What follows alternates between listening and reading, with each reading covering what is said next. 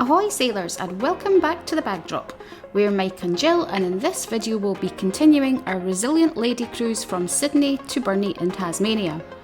We developed a severe case of FOMO on board Resilient Lady and tried to do just so many activities that we've had to split this cruise into bite-sized pieces. And if you haven't seen what day one looked like, click on the link in the description.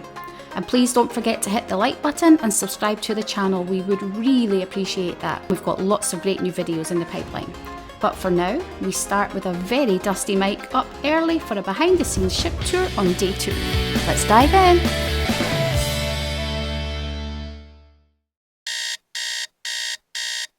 It's day 2, 7:50.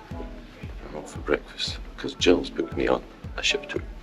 This early in the morning I just wanted something quick, so I made a beeline for the galley. It was quite quiet in there, which was perfect, so I started with a caffeine fix from Grounds Club 2 and wandered around to see what looked good food-wise. There's plenty of really good breakfast options, from breads, pastry and fruit right up to full-hearty breakfasts. I just went for this light breakfast given the excesses of the night before. The behind the scenes tour is pretty expensive at $200 each, which is why I did it on my own. The group met at the roundabout at 9 AM and the tour began in the manor. Sadly, no filming or photos were allowed during the tour except for a brief chance on the bridge, but here's a list of the places we were taken. The engine control room was a real highlight for me. We were shown all the controls and schematics for all the major systems on the ship, from the stabilizers and navigation controls to waste management and recycling. There's so much more to this floating city than we get to see as sailors, and I highly recommend this tour. We finished the tour on the bridge where one of the officers explained the controls and we were allowed to take turns in the driving seat. The tour ended in the SIP lounge with a glass of bubbles and we were given a souvenir drink cup. While Mike was touring the backstage areas of the ship, I'd had a lovely lie-in, so I missed brekkie and I was very much ready for some brunch. I'd actually arranged to meet Mike in the galley. And by the way, we never ever found that place to be hectic, even when it was at its busiest. Virgin have somehow created a really functional space that still feels relaxing and inviting. The galley's layout is really easy to navigate and you can wander through the various stations easily and see what you'd like to eat. Something that distinguishes it from conventional buffets is that those stations aren't packed full of jostling passengers queuing for food. At some of the stations, you can simply place your order, find a comfy spot to sit, armed with a buzzer that summons you when your food is ready, and at others, the food is plated up for you while you wait. This means, though, it's altogether a much more relaxed way to choose what you want to eat and where you'd like to sit, as well as offering a much fresher choice of food, and of course, it's more hygienic because it's not being touched by every Tom, Dick and Harry. But if you want even more convenience, you don't even need to get out of your seat to order food in the galley. You can simply use your phone to check out the menus and then raise the little red flag on the menu stand and a member of the team will appear to take your order. And this was also available in the dockhouse in the afternoon for tapas. Something we really loved were the quickies, which are pre-packed little trays of food available in several locations around the ship, including the galley. These were perfect if you just wanted something quick or if you wanted to take food back to your cabin or somewhere else to enjoy. In the behind the scenes tour of the galley kitchen, it was explained to Mike that all of these quickies are tagged with a short expiry time and they're removed after just 4 hours, so you can be assured that they're always fresh. We ended up choosing salads for lunch, which were fresh and bursting with flavour, and we took them to an outdoor seating area nestled at the rear of the galley to enjoy the fresh air. After lunch, we decided to do a little exploring of the aft of the ship, so we took the stairs upstairs to the perch via the Athletic Club, which is home to the famous cargo net. It's fair to say though, on this lazy sea day there wasn't much athleticism on show. Most sailors were simply relaxing in the afternoon sunshine. Upstairs, however, it was a different story, and we stumbled across a 90s boy band dance class in the perch at the very top of the ship. And check out that view straight down from the perch looking over the dock, which is our next stop. Nestled on the ship's aft in Deck 7, the dock is without a doubt one of our favourite spots on the ship, with an ambience reminiscent of a sun-kissed Mediterranean retreat. Here you can indulge in Metzi delicacies during the daily OPA hour or simply relax in the sunshine. The dock offers panoramic views of the sea and is the perfect spot to unwind. Stepping inside from the dock, there's a small juice bar leading to the dockhouse bar. This captivating space really amplifies the Mediterranean aesthetic, leaving you feeling like you've been transformed to a cosy Spanish taverna. And continuing forward, we pass through the hugely popular social club games area. We honestly couldn't believe just how busy this place got. What a genius idea! From here, we passed the social club bar and casual eatery, as well as the Loose Cannon pub, and of course the very popular and free games arcade. There really is so much to see and do down this end of the ship.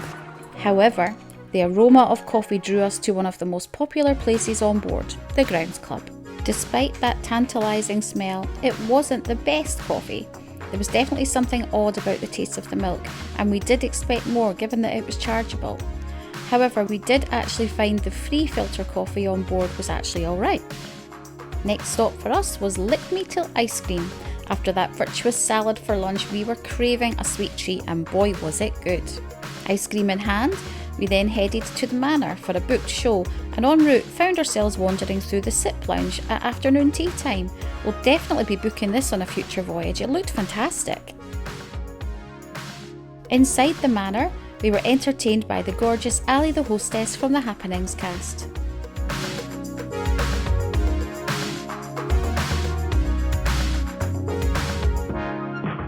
And after that, more fun on stage. We loved the show by the Mind Mangler in the Red Room.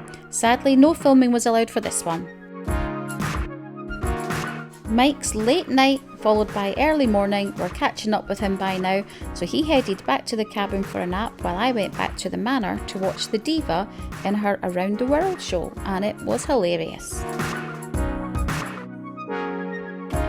At 5 PM, we were due to meet back at the Perch for the Splash of Romance event, and what a wonderful afternoon it was. We were basking in the sunshine, and despite being in the notoriously rough seas of Bass Strait, the sea was actually really calm. That said, a short flowy dress was not a good option because it was really windy.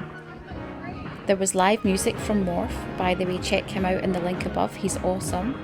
Free-flowing champagne, and overall it was really a lovely relaxed experience and just one of the perks we enjoyed from having bought that package.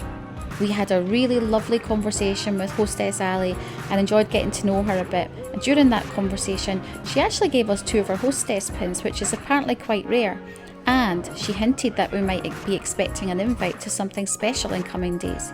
Could this be the notorious secret party? Dinner tonight was the polarising Test Kitchen. We'd heard so many divided opinions of this place and we were super keen to try it out for ourselves.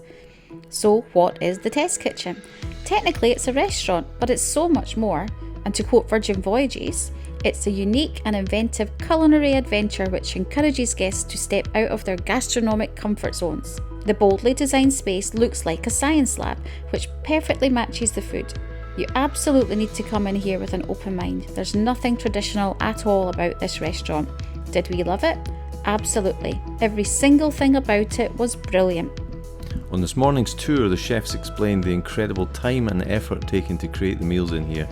This potato dish alone takes around 7 hours to prepare. Speaking with other sailors, it is very much a case of love or hate this place. I guess it's not for everyone, but go with an open mind and we think you'll love it. And if not, no one goes hungry on Resilient Lady. We actually met one couple who had 2 dinners every evening so they could try everything. With a little time after dinner before our next booked show, we found Morph again, who was now down in the roundabout in Deck 6, and he was followed by another talented vocalist. Finally, we were back in the Red Room for the Misbehaving show. Boy did we laugh and laugh. The hosts were flamboyant, uniquely entertaining and so funny.